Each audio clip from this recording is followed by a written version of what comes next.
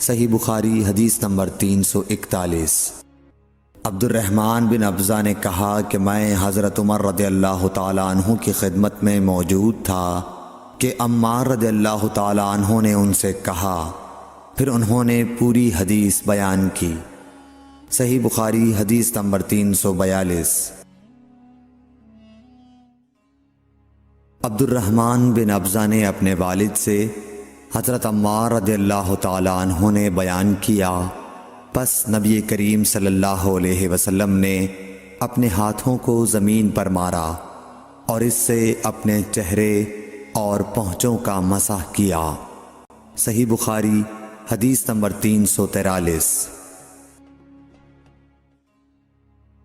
ابو رجا نے عمران کے حوالے سے کہا کہ ہم نبی کریم صلی اللہ علیہ وسلم کے ساتھ ایک سفر میں تھے کہ ہم رات بھر چلتے رہے، اور جب رات کا آخری حصہ آیا تو ہم نے پڑاؤ ڈالا، اور مسافر کے لیے اس وقت کے پڑاؤ سے زیادہ مرغوب اور کوئی چیز نہیں ہوتی۔ پھر ہم اس طرح غافل ہو کر سو گئے کہ ہمیں سورج کی گرمی کے سوا کوئی چیز بیدار نہ کر سکی۔ سب سے پہلے بیدار ہونے والا شخص فلاں تھا، پھر فلاں، پھر فلاں۔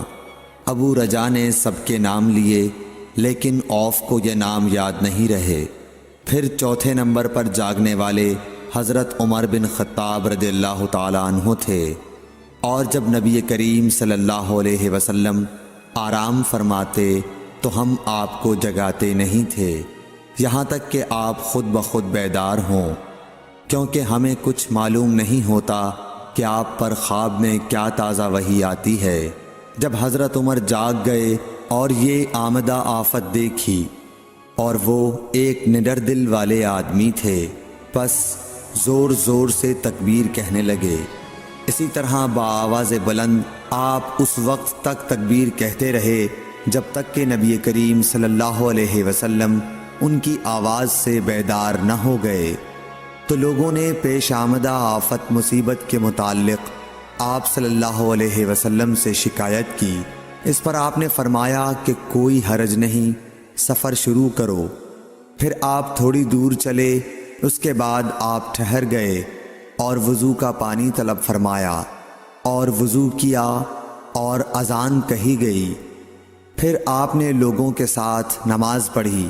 جب آپ نماز پڑھانے سے فارغ ہوئے تو ایک شخص پر آپ کی نظر پڑی جو الگ کنارے پر کھڑا ہوا تھا، اور اس نے لوگوں کے ساتھ نماز نہیں پڑھی تھی۔ آپ نے اس سے فرمایا کہ اے فلاں، تمہیں لوگوں کے ساتھ نماز میں شریک ہونے سے کون سی چیز نے روکا؟ اس نے جواب دیا کہ مجھے غسل کی حاجت ہو گئی اور پانی موجود نہیں ہے۔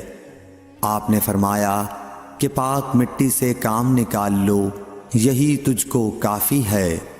پھر نبی کریم صلی اللہ علیہ وسلم نے سفر شروع کیا تو لوگوں نے پیاس کی شکایت کی۔ آپ پھر ٹھہر گئے اور فلاں یعنی عمران بن حسین رضی اللہ تعالی عنہ کو بلایا۔ ابو رجا نے ان کا نام لیا تھا لیکن اوف کو یاد نہیں رہا، اور حضرت علی کو بھی طلب فرمایا۔ ان دونوں سے آپ نے فرمایا کہ جاؤ پانی تلاش کرو۔ یہ دونوں نکلے۔ راستے میں ایک عورت ملی جو پانی کی 2 پکھالیں اپنے اونٹ پر لٹکائے ہوئے بیچ میں سوار ہو کر جا رہی تھی۔ انہوں نے اس سے پوچھا کہ پانی کہاں ملتا ہے؟ تو اس نے جواب دیا کہ کل اسی وقت میں پانی پر موجود تھی، یعنی پانی اتنی دور ہے کہ کل میں اسی وقت وہاں سے پانی لے کر چلی تھی، آج یہاں پہنچی ہوں، اور ہمارے قبیلے کے مرد لوگ پیچھے رہ گئے ہیں۔ انہوں نے اس سے کہا اچھا ہمارے ساتھ چلو۔ اس نے پوچھا کہاں چلوں؟ انہوں نے کہا رسول اللہ صلی اللہ علیہ وسلم کی خدمت میں۔ اس نے کہا اچھا وہی جن کو لوگ صابی کہتے ہیں؟ انہوں نے کہا یہ وہی ہیں جسے تم کہہ رہی ہو۔ اچھا اب چلو۔ آخر یہ دونوں حضرات اس عورت کو حضرت صلی اللہ علیہ وسلم کی خدمت مبارک میں لائے اور سارا واقعہ بیان کیا۔ عمران نے کہا کہ لوگوں نے اسے اونٹ سے اتار لیا۔ پھر نبی کریم صلی اللہ علیہ وسلم نے ایک برتن طلب فرمایا، اور دونوں پکھالوں یا مشکیزوں کے منہ اس برتن میں کھول دیے، پھر ان کا اوپر کا منہ بند کر دیا، اس کے بعد نیچے کا منہ کھول دیا، اور تمام لشکریوں میں منادی کر دی گئی کہ خود بھی سیر ہو کر پانی پئیں اور اپنے تمام جانوروں وغیرہ کو بھی پلا لیں۔ پس جس نے چاہا پانی پیا اور پلایا، اور سب سیر ہو گئے۔ آخر میں اس شخص کو بھی ایک برتن میں پانی دیا جسے غسل کی ضرورت تھی۔ آپ نے فرمایا، لے جا اور غسل کر لے۔ وہ عورت کھڑی دیکھ رہی تھی کہ اس کے پانی سے کیا کیا کام لیے جا رہے ہیں، اور خدا کی قسم جب پانی لیا جاتا اور خدا کی قسم جب پانی لیا جانا ان سے بند ہوا تو ہم دیکھ رہے تھے کہ اب مشکیزوں میں پانی پہلے سے بھی زیادہ موجود تھا۔ پھر نبی کریم صلی اللہ علیہ وسلم نے فرمایا کہ کچھ اس کے لیے کھانے کی چیز جمع کرو۔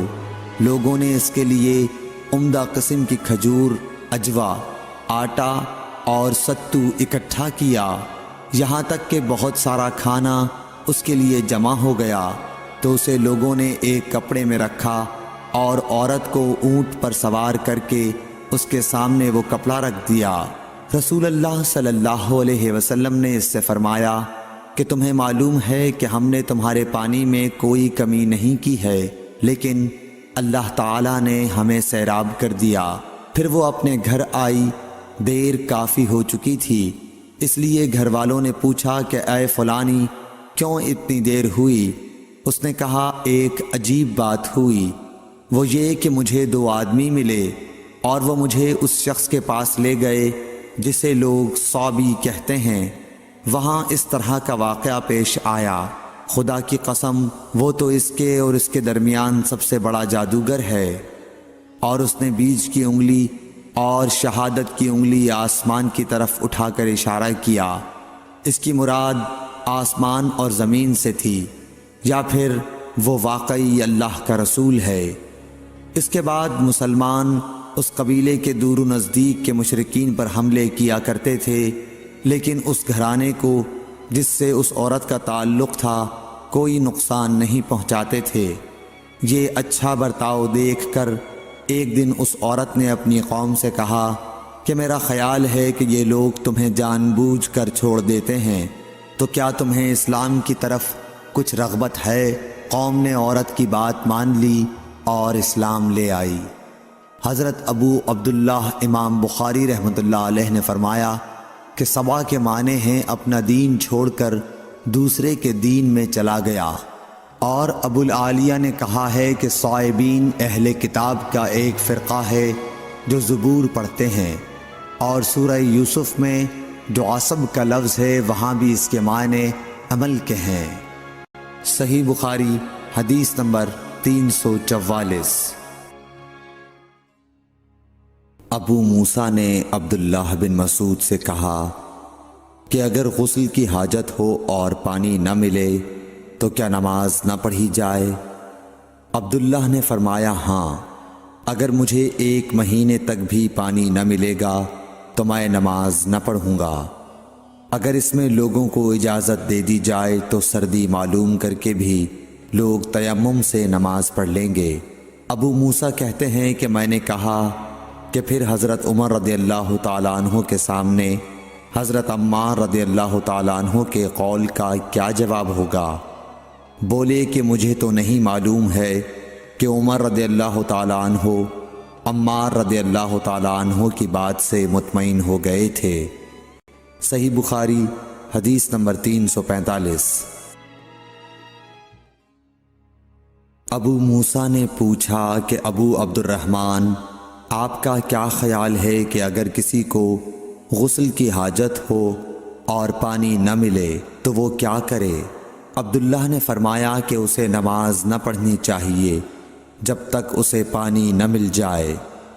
ابو موسیٰ نے کہا کہ پھر عمار کی اس روایت کا کیا ہوگا جبکہ نبی کریم صلی اللہ علیہ وسلم نے ان سے کہا تھا کہ تمہیں صرف ہاتھ اور منہ کا تیمم کافی تھا۔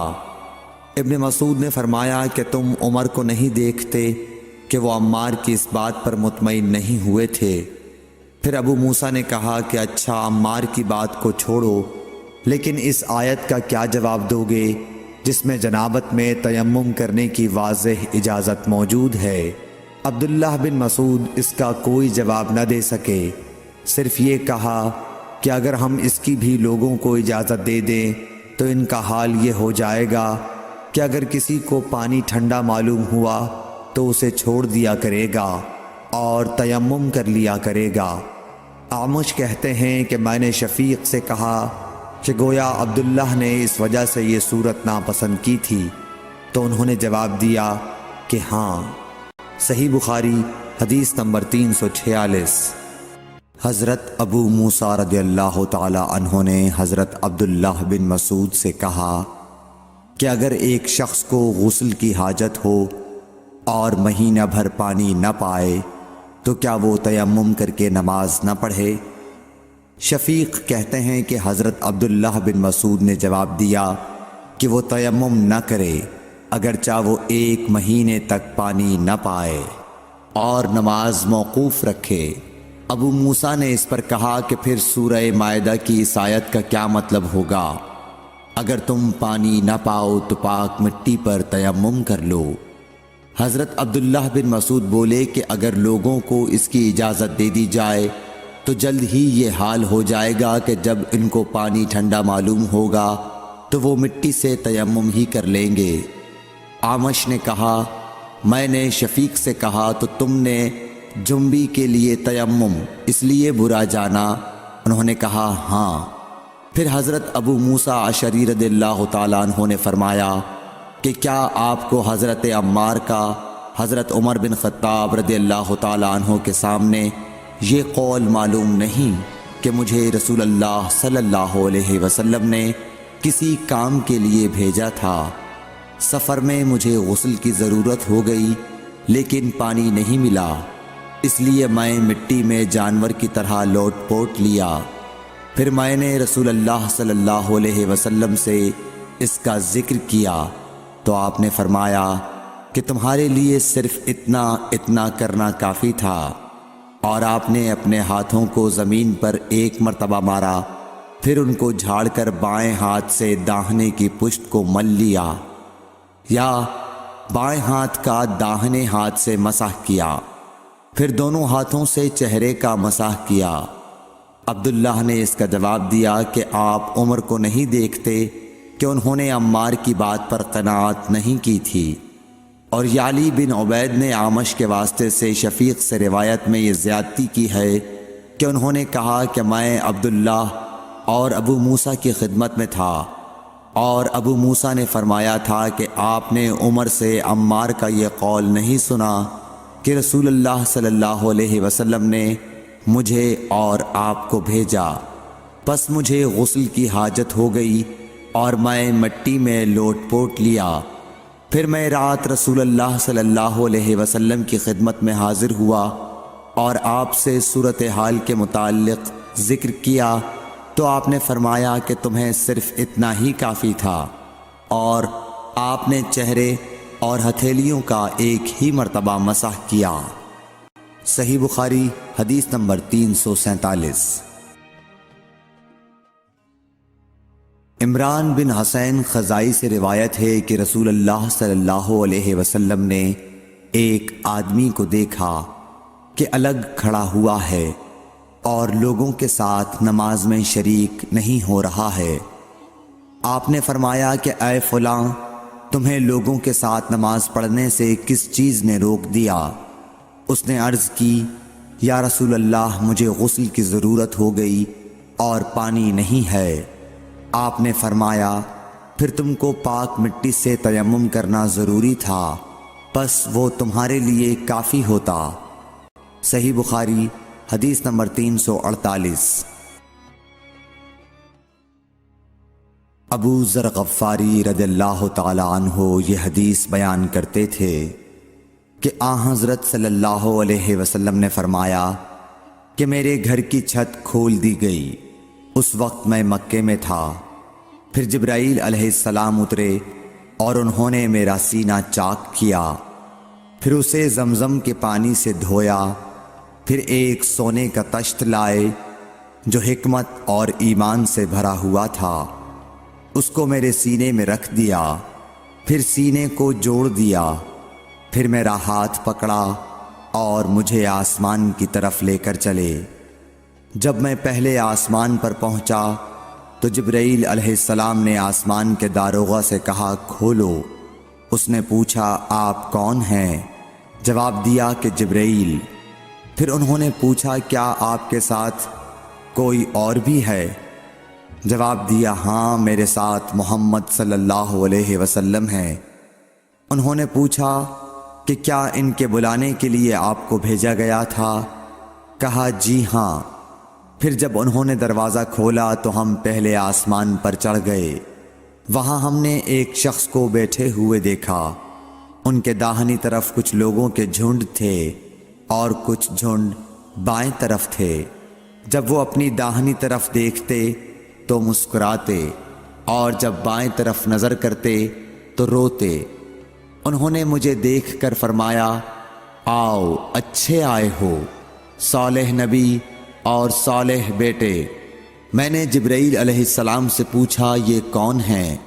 انہوں نے کہا کہ یہ آدم علیہ السلام ہیں، اور ان کے دائیں بائیں جو جھنڈ ہیں یہ ان کے بیٹوں کی روحیں ہیں۔ جو جھنڈ دائیں طرف ہیں وہ جنتی ہیں، اور بائیں طرف کے جھنڈ دوزخی روحیں ہیں۔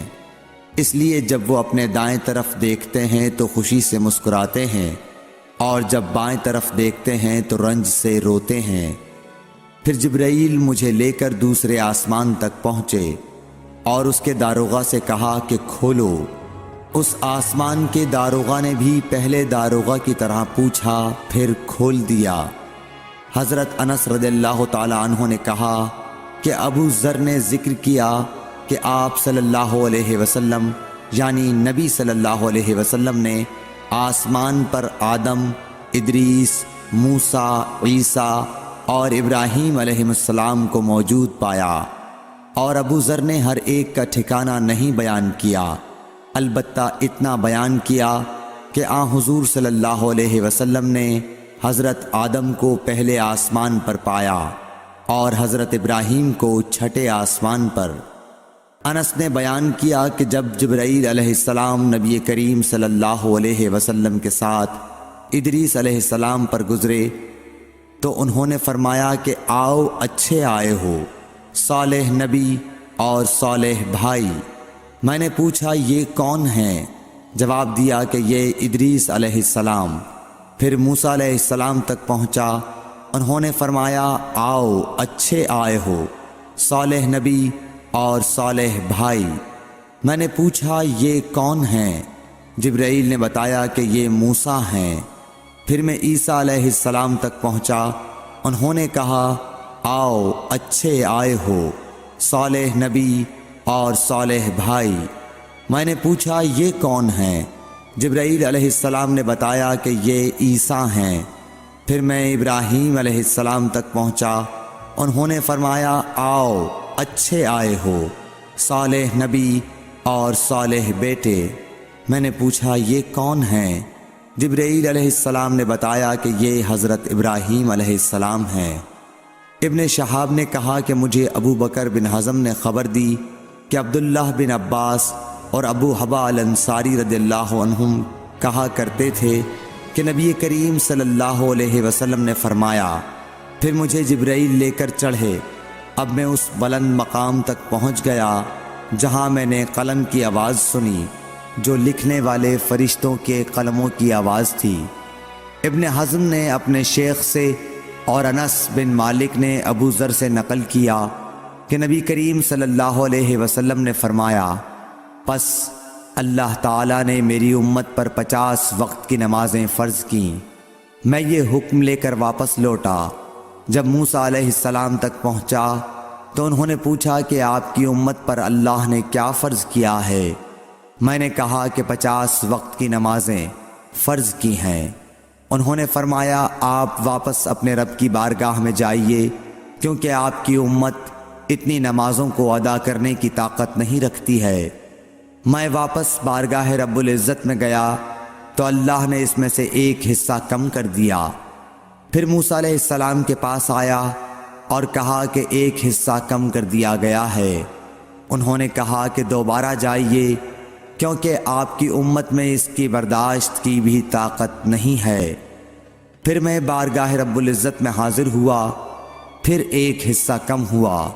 جب موسیٰ کے پاس پہنچا تو انہوں نے فرمایا کہ اپنے رب کی بارگاہ میں پھر جائیے، کیونکہ آپ کی امت اس کو بھی برداشت نہ کر سکے گی۔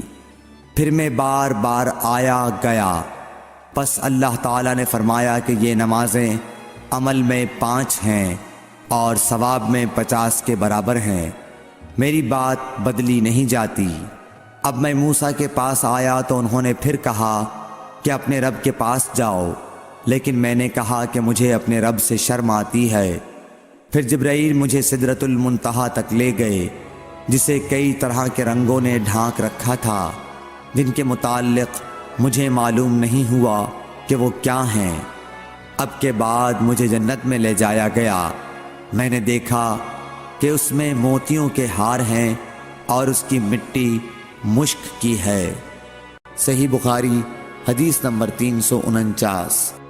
حضرت عائشہ صدیقہ رضی اللہ تعالیٰ عنہ نے فرمایا کہ اللہ تعالیٰ نے پہلے نماز میں 2 رکعت فرض کی تھی، سفر میں بھی اور اقامت کی حالت میں بھی۔